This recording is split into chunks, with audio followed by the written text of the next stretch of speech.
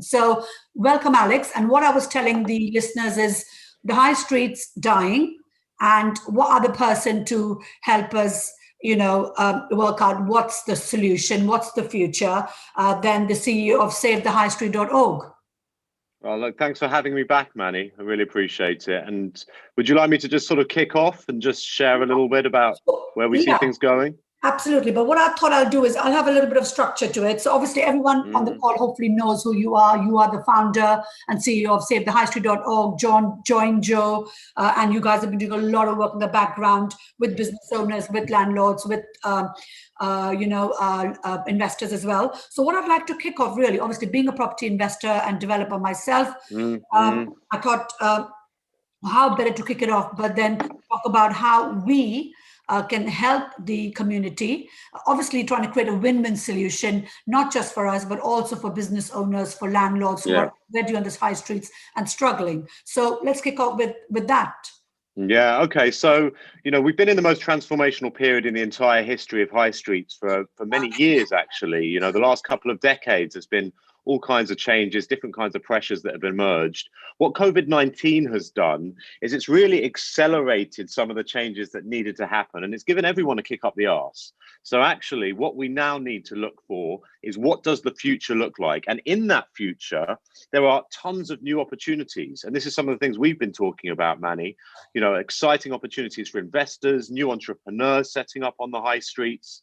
We're in an environment right now which is very challenging because of the lockdowns, but actually in 2021, we're seeing some of the great wealth generation and social impact opportunities emerging. So that's the sort of context, that's the lay of the land. What I'm seeing here is that part of the problem is also part of the opportunity. A lot of high streets are too big, and there's going to be a lot of opportunities to repurpose high streets. Think about it like this. A part of saving the high street is shrinking it. So we have slightly less high street type offerings in some areas which are oversupplied at the moment. And we start to repurpose some of the high street units, particularly around the edges and on top of some high streets, into residential and other commercial uses. We're going to need more flexible workspace in certain town centres. We're going to need lots of last mile logistics space. We're going to need more residential space in a lot of the places so that we can build places that we want to live, work, play and shop within. So real opportunity at the moment for investor developers to play a part of the repurposing of some of our town centres so that we have the right mix of uses, let alone mix of high street offerings in every single centre. And what we're doing as a part of it, you were going to say something, Manny? Yeah, no, what I was going to say is that's really great opportunity. And where I see the biggest challenge right now, when you're just saying all these things, is planning. So are you guys engaging with the government? Have you been involved in this new consultation, which is the Class E into residential? Yeah. Is that so? Yeah, essential. And I mean, you were mentioning before, we're doing a lot of work with the sort of real estate side of things and the actual business owners on the high street, but we're close partners with a number of local authorities around the UK. And it's going to be a big focus of ours, working more closely with every local authority in the UK to support around the transformation towards what we call High Street 3.0, this more sustainable, more dynamic, more intelligent and more collaborative high street of the future. And so, yeah, we're really close with local government particularly, but we're also in consultation with HCLG and BEIS particularly regularly. Who's at HCLG and housing community local governments? So that's they're the people who are involved around the transition towards what's Class E last year. And there's also a consultation going on at the moment around permitted development rights from Class E into residential. And BEIS is Department of Business, Energy and Industrial Strategy. M-A-Z-E, BEIS. BEIS, B-E-I-S. BEIS, BEIS. Yeah, so this is something that you've engaged with them, and they are the ones who are going to enable the change. Yeah, so top-down changes, there's obviously local authorities have a role to play in this as well. So, this is a big part of the high street. We need to work together, public and private sector, divisions even within government, businesses around the corner from each other, landlords and tenants. We all actually are interdependent. And a lot of these changes aren't about one party alone. It's a number of parties working in collaboration to make things happen. and making a big regen type development or even a smaller development that requires planning involves a number of different stakeholders, as I'm sure you know. Right. Okay. So I think there seems to be a lot of stuff happening in the background, obviously, which some of us may not be aware. So what's the best way for investors and developers to sort of reach out to you or stay connected and so they know what's going on? And also, do you also think that the local authorities, in your experience of working with them, do you think their mindset is changing around the whole dynamics of the high street? Are they becoming more sort of buy in into this whole change in the transformation? Yeah, so I mean, a couple of questions there. So I'll firstly just say, like, to get in touch with me, my email address is alex@savethehighstreet.org. If you're involved in this industry in any way and you're looking to play a part, benefit from the transformation of this high street, from whatever side you're playing on the field here, just feel free to drop me a line. With regards to local authorities, I think the reality is, everybody wants the same thing. Everybody wants diverse, thriving, successful high streets where everybody's winning. That everybody's trying to pull that together. What COVID-19's done is it's really forced the hand of making things happen more quickly. So I'm seeing a lot more dynamism, a lot more support for the high street, a lot more funding top down towards everyone involved at the high street, and a recognition that we can't sit on our laurels anymore. We can't take a long time on doing things, which has been part of the challenge here. I think certain things particularly are real opportunities because they're good for the town centre, and as a result, local authority will get behind. So, Manny, we've been talking a little bit about the old department stores and what can be done to reimagine those bigger spaces. Now, the reality is, and everybody listening in will have heard the news around, Debenhams and, inevitability, the sort of Topshop news unfolding. And, we're sitting on the back of BHS, House of Fraser. A lot of these big old department stores, they're not working. The old model has failed. Yeah, so we need to reimagine those spaces into something new. And so we've been piloting some really interesting schemes, what we call the micro mall, where we take the ground floor particularly, and we cut it up into lots of small units. We get an interesting mix of independents that serve the needs of that local community in there, usually as subtenants, with somebody taking the head lease, a bit like rent to rent for the high street, if you think about it like that. Mm-hmm. And then the uppers are being converted. Different schemes are being looked at in different ways. We've got one down in Peckham. It's called the Peckham Mall. If you want to go check that out, which is upstairs is flexible office space. We're in talks with a really interesting scheme looking on the south coast, which is looking like it's going to be a hotel in the uppers. Opportunities for different kinds of residential developments. So the old John Lewis's, the old House of Frasers, the old Debenhams of the world, and the old bigger units from other players who are doing CVAs or administrations, or even potentially even going into liquidation, could end up being interesting mixed-use schemes that really serve the needs of that local community. And these are the kind of things that a local authority can really get behind and support, because they become the anchors of the high street of the future.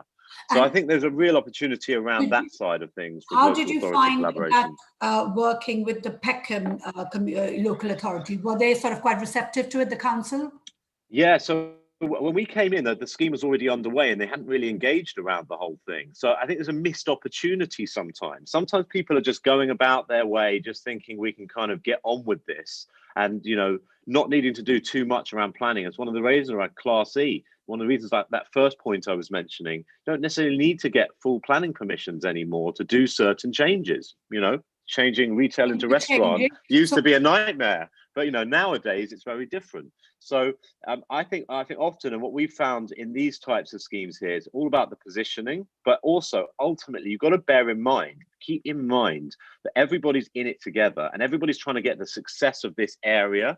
And if you're doing something that genuinely has the success of this area, make sure you're confident and communicating that very clearly. It's one of the things that we're really focused on at the moment when we look at the place level opportunities, is actually saying, how do we regenerate a place? Well, you regenerate a place by doing things on a unit by unit basis, ultimately. So actually, if you're doing one unit that has a positive benefit to the place, make sure you're articulating that very, very clearly.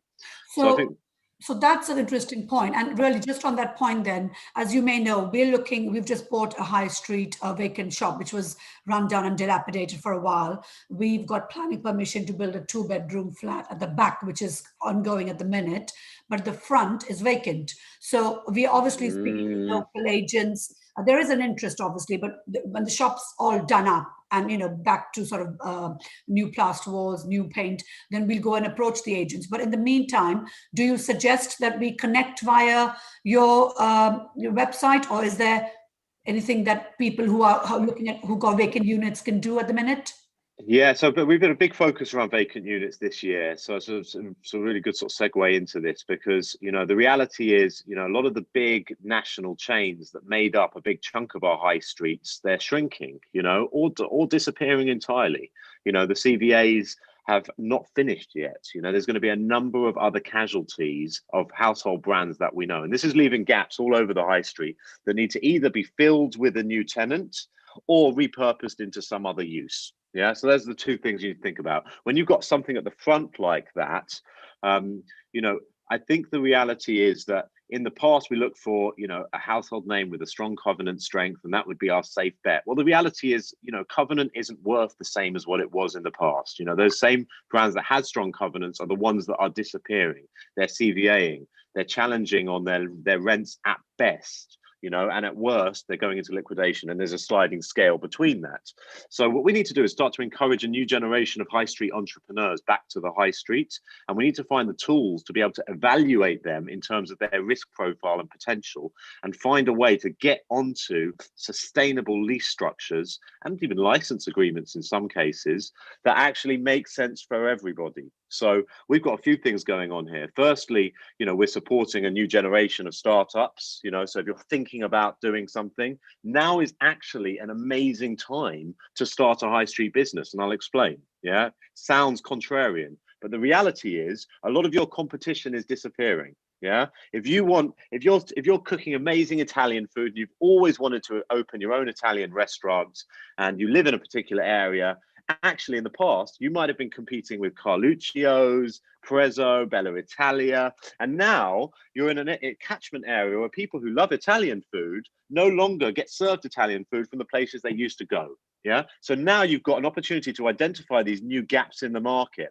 You also have an opportunity, because of the nature and the challenges here, is to get onto slightly different arrangements with your landlord moving forward, more support from government in setting up, a lot of support from us at SaveTheHighStreet.org. So you're in a position right now where, it's actually a great time to be planning your high street business, as converse as that sounds in the middle of lockdown. Well, actually, Opportunistically.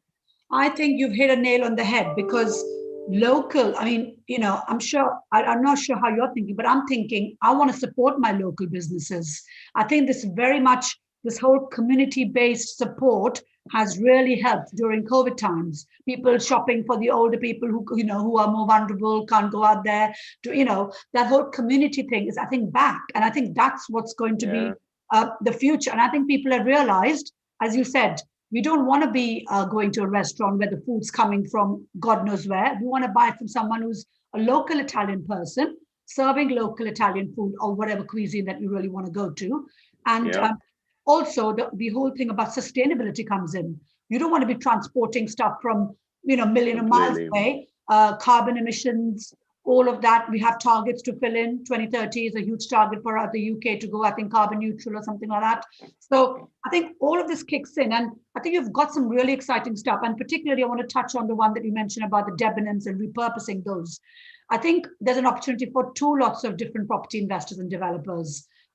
One is the larger ones who can become the head leasee and buy the whole sort of Debenhams unit, but then smaller investors like myself could maybe take one part of it or something. If I'm a co-living operator, for example, and that's my specialization, I then take over that bit of the property and do that bit. If somebody else is a co-living or co-work or whatever their specialty is, in your area, but then you have a bigger sort of I'm not sure if the syndicate is the right word, a bigger, larger landlord who can buy like a 20 million pound Debenhams, but then, like you said, split it up and carve it out for downstairs as commercial micro units, local Yeah. people serving local things. And, some of these indoor malls, I've seen them in the US, and they're really exciting places to be around. Once COVID goes and we start being able to integrate with each other and have a social life together, they're really, really great social environments. I think it's fantastic, Manny, and I think you're right. There's opportunities at so many different levels with this challenge being faced by department stores, and even the whole shopping centre. Think about a different scale again. How do you reimagine certain shopping centres that have lost their way? But I think there's right at the top there, in terms of the ultimate owner of the assets.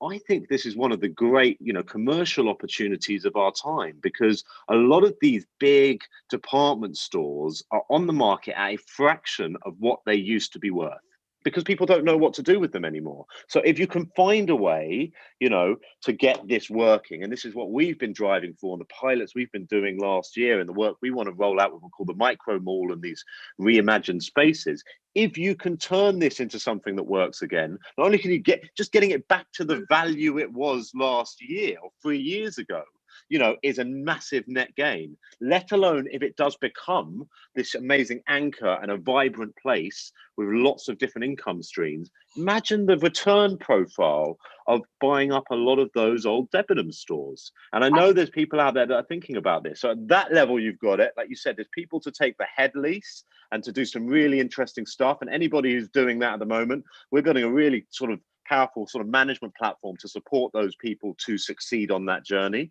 And then, as you said, it's even lower down than that. This could be cut up. These could be cooperatives of different investor developers doing interesting things together. So yeah, one of the huge opportunities, I think we'll look back on this in 3 or 4 years' time, and a lot of people have A, made a lot of money, and B, had a big social impact as a result of it. Because if you've got a big anchor like a Debenhams in the middle of a town centre and it's empty for 3 years, that's very painful on the local community. That has a lot of knock-on effects. Whereas you turn it into a diverse, thriving, vibrant indoor market with interesting different uses going on there, you become the anchor of your whole centre.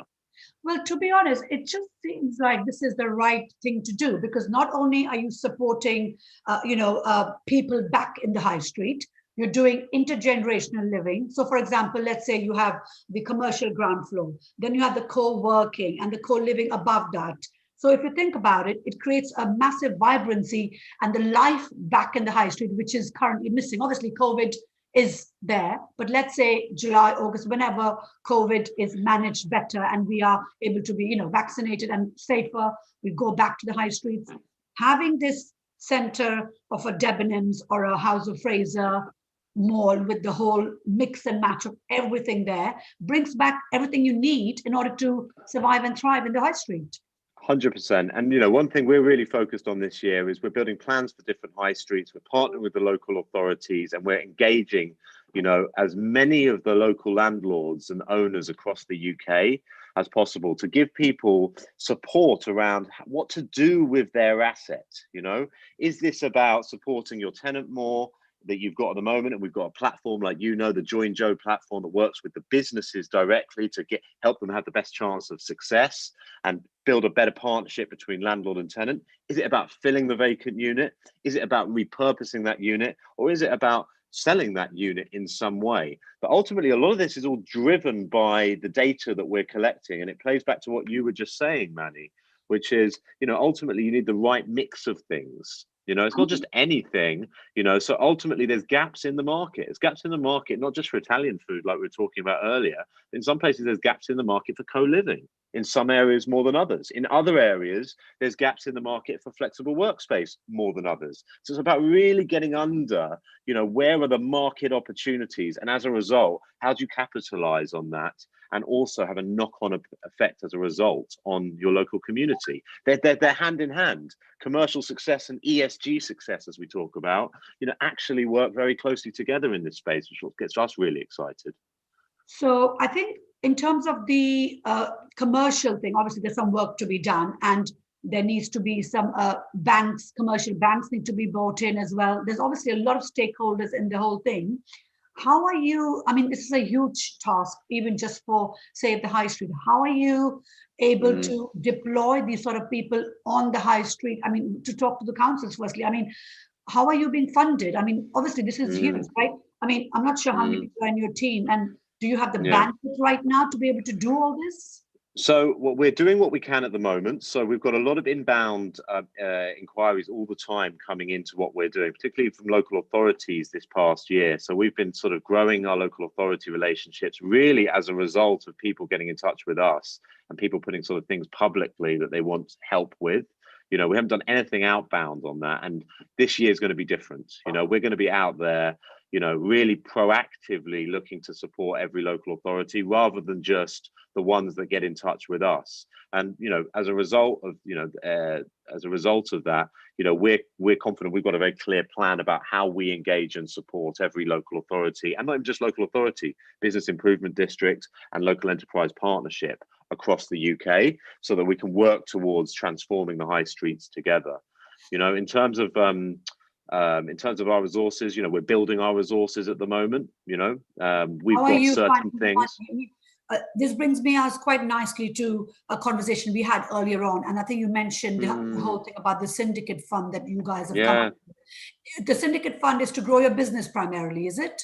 So the syndicate fund's a really interesting one, and I know we've been talking about this. So it's match funded by UK government. You know, we've got basically a sort of target plan about what we want to be investing into the core business to achieve these goals. But as a result of people getting involved in this syndicate, which pays as a convertible loan, so it pays 8%, you know, it's got these certain terms and a certain return profile on the whole information. Everybody that's getting involved in the syndicate has an interest in this market in some way.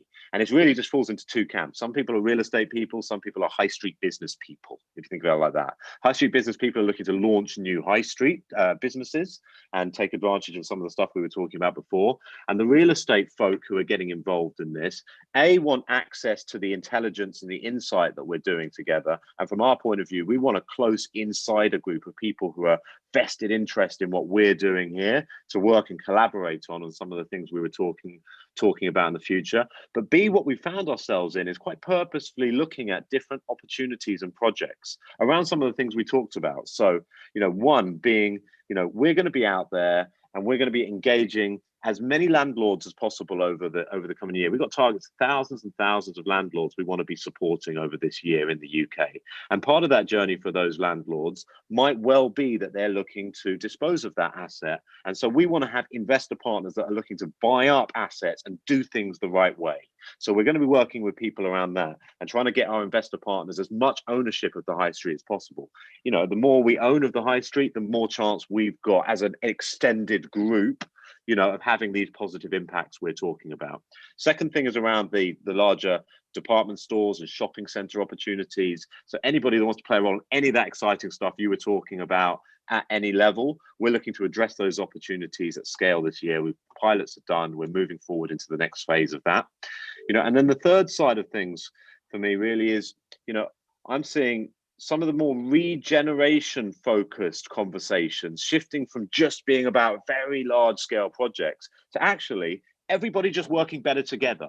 You don't have to have one owner across an entire area to regenerate an area. So what I'm really interested in is who's got interest in a particular town centre. You know, we're growing quickly in terms of our focus locally. I mean, just launching in new areas in West London we were talking about. You know, we're launching up in the Midlands at the moment. There's new areas launching. We're not just doing the stuff historically we were doing like in Liverpool and London that we talked about even last month. New areas. So I'm looking at, who's interested in a particular area? And if you're interested in a particular area, let's go at it together. Let's have these positive impacts and let's make sure we understand your interests. And I can't promise if you get in touch with me and say, look, I'm interested in Syndicate Group, we want to achieve this. If it doesn't align to our view of what we want to see on the high street right now, we're not going to factor it in, and we'll just be frank about that. But if you are looking to do interesting things like the stuff we've talked about on today's call, then this could be a great opportunity for us to do something together this year. Well, to be honest with you, Alex, I've got a few high streets locally, but there's one, Slough, the one that's about 10 miles away from me. That's really in a bad way, if you let's put it that way. So is that something I can talk to you for later and see how I can help work with you guys to uplift it and see where the problem areas are, because it seems in a dire state, not just because of COVID, but even before then. Yeah, 100%. Yeah, yeah. No, look, I'm here. As I said, my email address, alex@savethehighstreet.org. You know, if anybody's looking for anything like that, whether it's Slough, wherever it is in the world, you know, let's have that conversation. And you know, it's a no commitment conversation on both sides, but actually, we're looking to speak to interesting people in the community who have this shared view of what we call High Street 3.0. We can explain that. I did this piece in the Telegraph you saw last month, Manny, which sort of outlined what High Street 3.0 was all about. But ultimately, a lot of the stuff we're talking about all fits within it. So if you're looking to do any of this kind of stuff, chances are there's going to be opportunities for us to have an impact together and hopefully create a lot of wealth. Absolutely. And I think that brings me on to nicely to another point about property owners and, you know, landlords' perspective. So obviously, a lot of tenants are in arrears. Businesses have had to shut down. They obviously can't afford to rent. And how do you see that side of the relationship transforming? Because typically leases have been 5-7 year leases and, you know, regular rent reviews. And those good days are now unfortunately gone.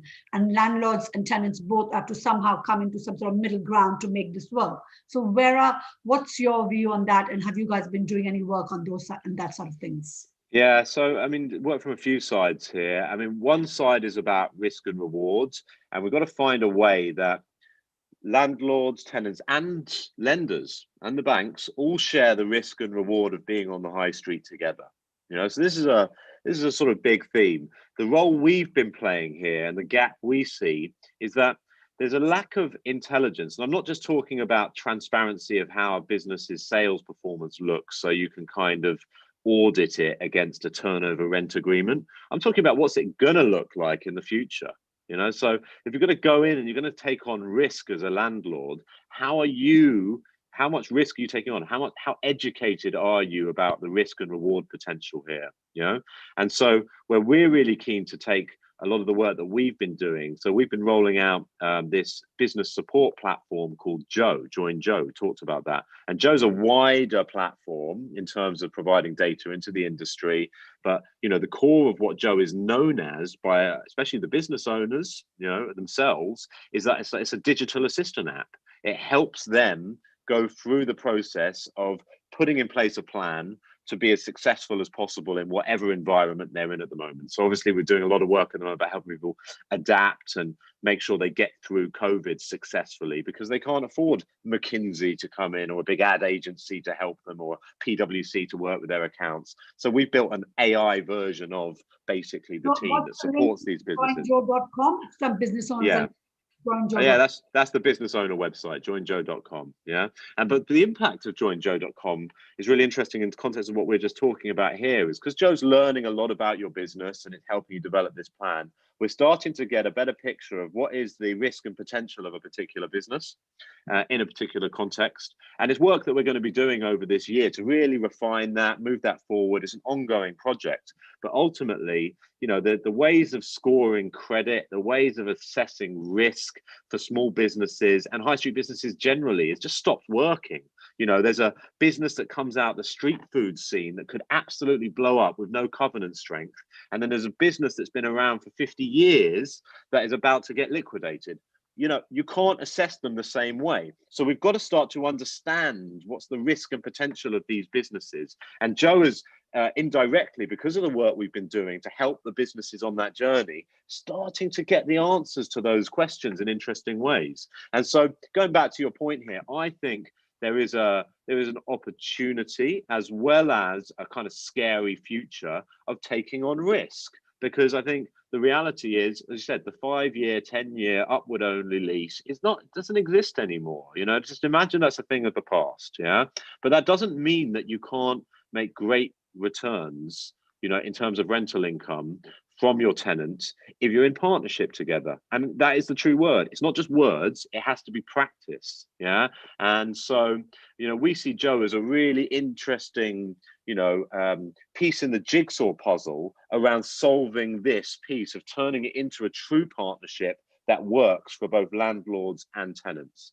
One of the things I'll say, and I'll emphasize this, is that, I do think it's important that the banks are at the table. It's one of the things I've been emphasizing into central government as well. They're not exogenous to this whole challenge. Everybody's in this together. And actually, a lot of the pain's been pushed up to the landlord with things like, the moratorium period and the landlords not having any powers to evict and things like that, which is important on one side. But actually, on the other side, if the landlord's still facing a lot of pressures from their bank and their lender, it just doesn't seem fair. It's just as simple as that. We all have to be in this together. So I think there's a reality that COVID-19 is speeding up certain things that needed to happen on the high street. And one of those is about bringing this industry together. And government realizes this, and there's enough people now banging the same drum that the things that seem to make sense will happen. I'm really more confident about that, more so than ever before. The inertia will have to go because we don't have any other options. I think there's a big onus here on the government to work with banks, because banks are a law unto themselves, unfortunately, isn't it? And unless government works, and I think here again, I can see a recurring theme of collaborating and partnership, because not only do the commercial landlord and the tenant have to be in partnership, there is a partnership and some sort of collaboration with the bank, and then the government. So there's all these different stakeholders again. And I think, as you said, the good old days might have gone for the commercial landlords, but I think there's an opportunity in this particular problem as well. So, as you said, you joined Joe to work out the business growth, the business route, and see if that's a business that you want to work, live, and support with. And maybe you have like a baseline rent and then some sort of a scale of, depending on how well the business does. That's the typical kickers. And I think we'll find in the future, and it's not so much this year, we'll probably be sticking much more with turnover at the moment, but ultimately over time, we're going to start to understand the true attribution of value of that space to the tenant, and it will be shared. It will be shared, and, there will be, some element that some businesses which will be very turnover linked, and some will be slightly different. But the conventional and what you should expect this year and more this year is that there'll be a sort of base level and there'll be kickers based on turnover. So what we now need to do, like I said, is make sure we help these businesses get their turnover levels up again, and B, make sure we kind of understand how they're performing and how they're going to be performing over time, so we can really understand the income potential of any particular asset. Right. So that's interesting. So I'm just trying to think now. So in terms of the turnover rents, has it been done at all, do you know, or have people taken an initiative to actually do? Have you heard of any businesses doing this yet or signing up to this? Yeah, big time. I mean, it's not a brand new thing. It sort of really came about via larger tenants demanding certain terms in shopping centres. So it's been around a while. Okay. What's happened is this year, and quite publicly, a number of the sort of large occupiers who were going through their negotiation process ended up, and quite publicly, with like near 100% turnover agreements across all of their assets, because the landlord wasn't in a position to really sort of argue, because they were dangling a CVA in front of them. So you've got a number of businesses quite publicly did that, and it's just seeping through the market. And ultimately, as I said, it does make sense. We just need better analytics. So as I said, part of the impact of Joe in this market is to get better analytics, particularly for the independent high street, that doesn't have, sometimes it can be quite onerous to even get hold of the data.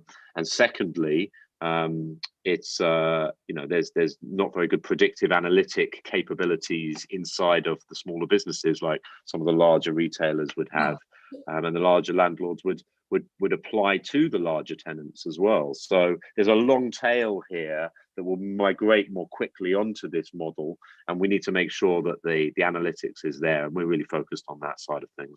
And Join Joe is something that's being tweaked as we go along. Is it something that's worked on all the time, or is it just a thing that's been done and now it's been deployed, or how does it work? Well, I mean, not only are we working on it all the time, because of the nature of what Joe is, it's an AI assistant. This is our vision of it. Joe is self-learning in itself. So Joe is learning from the impact of doing things on lots of different businesses to be smarter over and over again, to the next business. So Joe is basically providing recommendations to businesses and then helping put those recommendations in place to help achieve certain goals. And those recommendations are based on, you know, a load of research we've been doing in Save the High Street. We've got 250 businesses and 50 experts on a high street advisory board looking at what are the things that work on the high street, but B, also starting to measure what is the impact of doing something very specific on my business, and how can that learning be applied to the next business like me somewhere else in the country. So yeah, so Joe is a continual process. And you know, as I said, with the syndicate group, it's really interesting. We've got certain things that we want to achieve here, you know, and you know what we're going to be investing with some of the money that goes into that syndicate group. And then on top of that side of things, and that kind of money goes into things like what we're talking about, making sure we're engaging every local authority, making sure we've got a touch point with every landlord, making sure Joe achieves everything it's supposed to be, and taking that development path there. But over and above that, I think it's really important to emphasize that the people in this space, the kind of people who listen to your show, Manny, a lot of the other things we've talked about become in play, you know, whether that is around repurposing smaller units on high streets, whether it is about acquiring a shopping center or a department store, or whether it is about going deep on a particular area together and making that happen. So I think the vision, I think, you know, to sum it up really and summarize it, the vision, I think you have the vision, and I think I can definitely see the vision. It's an exciting vision, I think. I just think that we all need to collaborate together rather than working in isolation. And what better to do this than work with you guys who've already done the groundwork. And, you know, in terms of the syndicate, obviously, I think if people want to invest in SaveTheHighStreet.org and join Joe, then I think they should get in touch with you directly. Is that the case? Well, yeah, that's the next step. I mean, you know, before we make any decisions, it's got to be right for both sides, you know. But to get in touch with me again, alex@SaveTheHighStreet.org. I'll share with you the information other people are seeing at the moment, and you know, we can have a conversation. But like ultimately, you know, I think the next step is, if this sounds like the kind of thing that you'd like to be involved in and close to, yeah, just reach out and we'll connect. Basically, I'd say on that then, whether you're a landlord owning a shop on the high street and struggling to get your rent arrears done, whether you're a business owner, again, looking to survive this period and then thrive and work with, you know, Save the High Street, or whether you are looking to open up a new business on the high street, whatever your advice, you need to connect with the local community and the local sort of, I'd say SaveTheHighStreet.org is what, you know, it's not a community, but it's a business that's there created to collaborate all the stakeholders in the whole process and enable the transformation of the high street that's, you know, very much been needed for many years. But now is the time that we need to just crack on with it, get it done, and move on. So whatever your situation is, get in touch with Alex at SaveTheHighStreet.org. Whether you want to invest in it, you want to look for off-market opportunities as a property investor developer, whatever your situation is. And if you're looking to transform your local high street, for example, you know, get in touch with Alex. So I think we've covered pretty much everything. Any last few comments before we sort of go? Well, I mean, always a big thank you to you, Manny. It's always a pleasure. It's always a pleasure to talk, whether we're being recorded or not. So it's nice to see you, nice to talk with you. And, you know, I think the last thing I'll really sort of lead here is that there's always opportunity in crisis. It was one of those sort of coined Einstein quotes from a long time ago. But the reality is, you know, when big markets change, there's an opportunity. And now we're in one of those periods where I think we're in one of the great opportunities for both, you know, wealth generation and social impact. So, you know, while certain parts of kind of high street real estate have been really challenged as an asset class, and I understand that, and I understand the pain, I empathize with that if you've got a lot of existing assets at the moment. But actually, it's not over for those existing assets. There's stuff that could be done. We can turn these things around. We can get the rental income and the capital values back up. But B, if you're coming in from the outside right now, I can't emphasize how excited I am about the next phase of this journey here. As hard as it's been over the last year, and I think 2021 is going to be another COVID year. Don't get me wrong. I don't think we're out of this personally. I don't think we're out the woods in terms of all of these things here. But if you want to have an impact and you want to be in part of a market where the deltas are really big between where we are very, very kind of low depressed values at the moment and where it will be in the future. You know, high street's the most exciting part of the property mix. Absolutely. And I couldn't agree more. I think in every problem, there's an opportunity if you're willing to take action and go with the flow. I can see a lot of investors and developers doing nothing this year because they're too scared, they're too risk averse. But if you want to really reap the benefits, but also at the same time, as you said, make an impact, help your community, help the local people, but create a win-win. Now is the time. Guys, please do get in touch with Alex. I think he's done a lot of the groundwork, but he needs your support. He needs our support in getting it bigger and better so he can reach out to every local council and help in saving every single high street in the UK. So on that note, I think, Alex, thank you so much for sharing your vision. Keep up the great